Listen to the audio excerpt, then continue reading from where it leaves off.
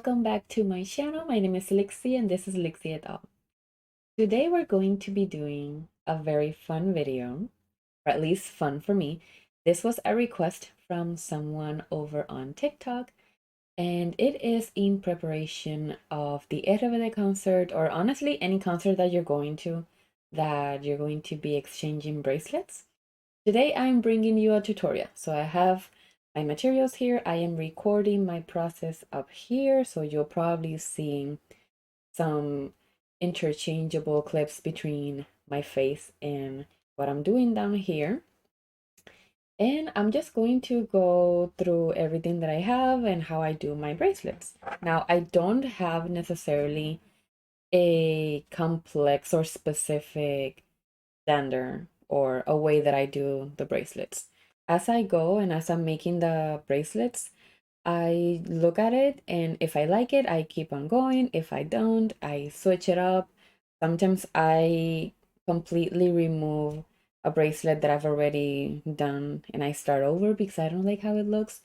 So I tend to lay out things first to see how they look before I actually put all the pieces in the string and whatnot. So I'm going to start by showing you all the materials that I have. So first thing that I'm already holding is the tweezers, which I actually don't necessarily use too much. I got them in the kit that I bought initially from Amazon, and it's just handy to have them because they do help when it comes to getting the beads to fit with the string. So to pull the string through the beads. But honestly, I haven't been using it as much as I thought I would. So that's the first thing.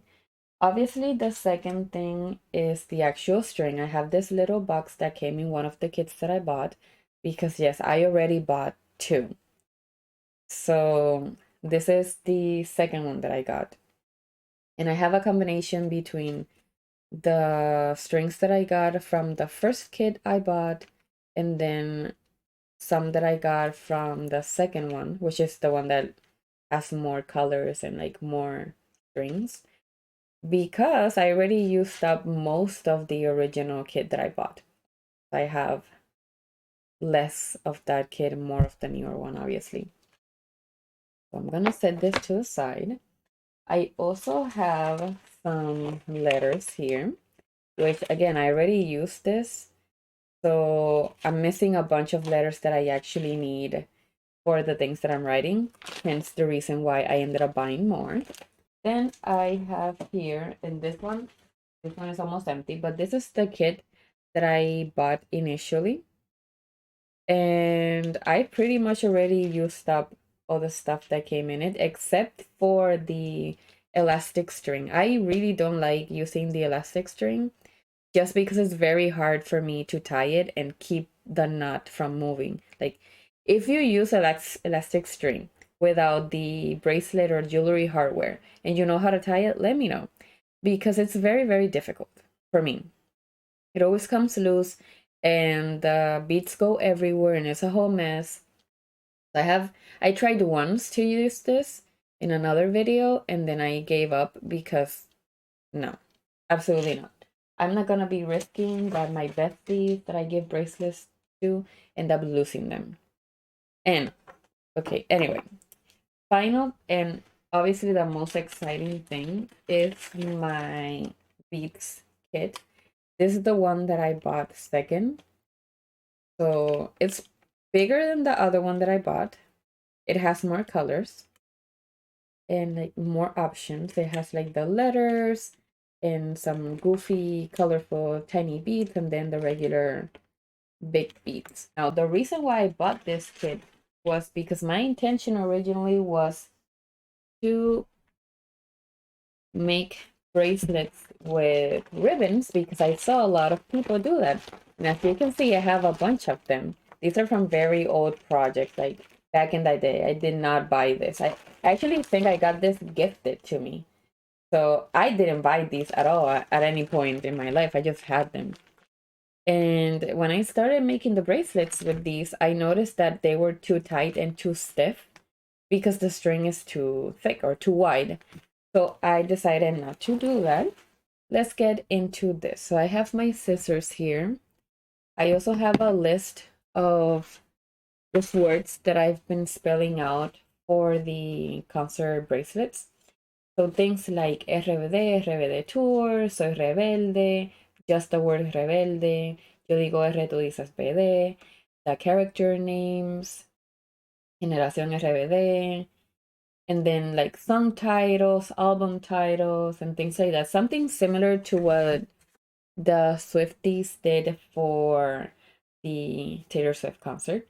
That's actually where I got my inspo from. I also get a lot of inspo from Pinterest. I just type friendship bracelets and I get all these examples, all these pictures of how people have been doing theirs. But ultimately, I haven't really been paying very close attention to what I see on Pinterest. I've just been eyeing it. Like, I make a bracelet, I like how it looks, I tie it. That's pretty much my process. I'm not really going into any strategy or anything like that. Let me show you some examples of the bracelets that I've already made. They're all very different because I just look at them and make them. Something that also influences how I style the bracelets or the colors that I choose is the letters, because depending on what I'm writing is in which pile I'm going to find all the letters. And so depending on the style of the letters, since I have different ones, I end up styling the other beads depending on how those look, because I feel like they don't all match together. And sometimes I have some of the letters in one color or one type of letter and then the rest in another, so I have to combine them and then I have to find beads that go with that. So for this video, I'm just going to try to keep it short because I know I talk a lot. And we're gonna go for a classic RBD bracelet, or at least I hope we do. So I'm going to move here my little letters so that my other camera can catch what I'm doing. I'm going to try to find the letters for the word rebelde. I see a lot of R's here just popping up. I'm just gonna get them all out just because I'll probably need them later. I might not have all the letters for this. This is also something that I use my tweezers for, and is because some of the letters tend to move in weird ways. So the tweezers let me grab them using the little hole where the string goes. And that way I can just grab them like this. I might not have all the letters for Rebelde in these letters, so I might have to try a different one because I see no E's. And without E's, we're not getting anywhere. So let's try the other ones. Let's see, I see a B on this one. If not, then I'm going to have to combine letters. Okay, anyway, change of plans. Let's just do RBD. And then we can do, let's see. Let's see if I can find the letters to write tour. That'd be great. So we can make a bracelet that says RBD tour. So I'm going to try to find all the letters. I already have RBD. Almost have the entire tour word. I just need an O and I just found it. So I have my letters. They're going to be these like metal silver looking ones. And I can go two ways with this. I can go with the tiny beads and just put a bunch of them, or I can go with the bigger beads. I'm feeling the bigger beads more because I want to do the RBD colors, which are red, black, and white. Okay, so once I have my letters, I arrange them in the order that I want to put them in the bracelet. So there I have RBD tour. Now I have red beads over here, so let me get a few. I have black beads over here. So let me get a few of these too. And then have these. Now, what I've noticed as I've been making these bracelets is that, at least using my wrist as a measurement, whenever I use bigger beads, I tend to be able to fit around 22 beads, I think, 22 beads. And then when I use the smaller ones, then I'm able to fit a few more. But every bracelet is very different because of the combination. So they're going to take different space on the string. And so I try to arrange the beads first as spread out as possible and as equal as possible throughout the entire thing. And then I start removing or adding depending on how it goes. If there's a huge difference in terms of the sizing and what I have, sometimes I start over, or not start over, but I remove everything from the string so that I can add more beads in between, because I don't like necessarily to have all the colorful beads on one side and all the letter beads on the other side, unless it's a single word. Like in the case of the Celestial bracelet, where I have the entire word obviously together and then I have all the other beads. But in cases like this, that I like to put things in the middle, if it doesn't look good or balanced out when it comes to the beads that are on the end and the beads that are in between words, then I take everything out and I start over. But we're going to try to keep things together for this one and just make it simple. So I have RBD and I have tour, and I'm going to fit beads in the middle. So I'm just gonna do 3 colors, and I'm going to completely contradict what I just said. The reason for this is because I think it's gonna still look good and it's still gonna look balanced out and easy to read, which is another thing. So by keeping RBD and tour each other letters together instead of putting beads in between each letter, it makes it easier to tell what it is. And since we want this to show, it makes sense to have a lot of beads on the other sides so that it wraps around and you can still see the words on top of your wrist instead of all mixed around. Now, I do have bracelets that have things mixed around, so it depends on your preference and it depends on just how that particular bracelet looks. So I'm just going to start doing a pattern. And here's another thing. You know how usually we tend to do the exact same pattern on either side. For example, if I have white, black, and red, then I come here and I do, oh, that's escape. I come here and do red, black, and white to kind of mirror what I have on the other side. The problem with that is that when I go to close it, both white pieces are going to end up together. To give the bracelet continuity and to give it variety, like in the case of this one, I start the patterns going the same way. So let's flip this. Now, when the bracelet ties on the other side, you're going to have a continuation of the pattern. We're going to keep the pattern the same way in both sides. So we have white, black, and red, and white, black, and red. Now we have to do it again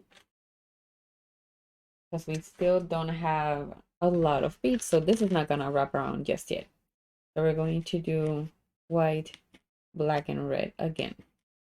And we're gonna do white, black, and red on the other side. Now we count 1, 2, 3, 4, 5, 6, 7, 8, 9, 10, 11, 12, 13, 14, 15, 16, 17, 18, 19, 20, 21, 22. I think 22 should be fine. So now the decision is between black string, which I think is what I'm gonna go for, or white string, or even red, honestly. And I actually haven't used the red, so we might go for red. Either color is gonna look fine, like any of the colors, because they're going to be the colors that match the beads. So in this case, we're going very straightforward with what we're doing. In other cases, we're going to have bracelets that have all the colors. So we just have to choose something. In this case, I had a lot of colors, so I just went with pink, but I could have done, honestly, any color. And I'm actually not sure if this was the best color to choose for this one, but it's done. And honestly, it looks cute. I'm just gonna leave it as is. Here we have the bracelet. So we're gonna go with red. We have our string, which I think should be enough. I always like leaving some extra space just because. But anyway, we have our string. You're gonna notice that in some cases it's a little like crazy at the end. You can cut that when you're going through the beads that have smaller holes because it'll make it difficult. Not always, but in some cases. So that's why I like to have enough string, and especially not cut it until I know how much I'm actually going to need, so that I also have enough to tie it.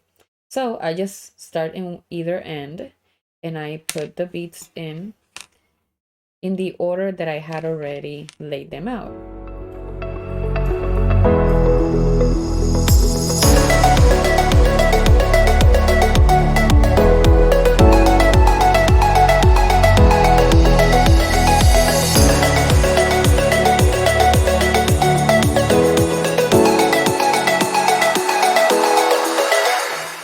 Okay, so there we have all our beads on the bracelet. Now, before cutting, again, we have to see how the size is.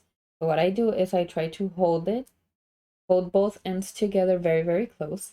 And since this is an elastic, I just put my hand through. Now, I try to make it so that where the bracelet is going to tie, it still allows for good mobility, but doesn't leave a lot of gap in between. Now, with this string, it's tricky because it's very, very elastic. So the more you pull, the more they're gonna come together, but then it could be too tight. So with this, I am a little more permissive when it comes to the spacing. So that's how it's looking. Now I'm going to go ahead and tie it because I think it looks good. I think it's good, the sizing. So this amount that I have left on this side is what I'm going to try to match here. And now I'm eyeing this, like I'm not really measuring this to the T. So just go ahead and cut. Then something that I learned while making these is that where you tie the knot is very important. Now, I try to grab where I needed to go over here and I pull, but I'm not making pressure on this side. I'm just holding the beads and I'm pulling. Go around like as if you were tying a balloon. Go through. And then I hold it there because I'm guiding the knot with my finger. Don't put pressure, just pull it down. And once it reaches the bottom, that's when you pull. You hold the knot and then you pull up. It should be fine like this. Like I don't feel like it's gonna come off because it's very tight.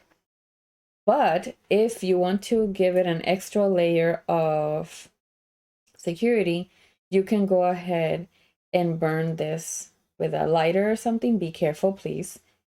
If you're not an adult, please make sure that you have a parent or someone helping you. But yeah, you can kind of melt it so that it doesn't come loose.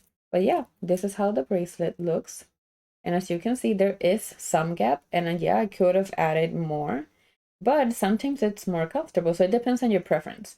With these bigger beads also, something that you can do is that if you don't want to cut this, to make sure that you can tie it back if it comes loose, you can just tuck these in through the beads. You can make it smaller also, but you can tuck them in so that they're not visible. So yeah, you can pretty much add more beads. You can kind of separate these if you don't want them to be like very tight. It depends on your preference. It depends on how they feel. But yeah, that is how the RBD Tour bracelet looks. So that is all I have for this tutorial. Thank you so much for watching. Thank you to the person who suggested I made this video. I hope you like it. I hope it's helpful. And I will see you all at the RBD concert. And if I don't, then I hope you have the best time at the concert, at whatever city you're going, or even whatever other concert you're going to, if you're going to a different artist. And if you're just doing this for fun, then I hope you have a blast making them. I know I have. I have been reliving my childhood and I've been just feeling very happy. Like something is healing inside of me as I've been making these bracelets. So even though I'm making them for the RBD concert, I do hope to continue making them just for fun. Thank you so much for watching. Remember to like, subscribe, and follow me on my social media, Lixie et al. In TikTok and on Instagram. And I'll catch you on the next one. Bye.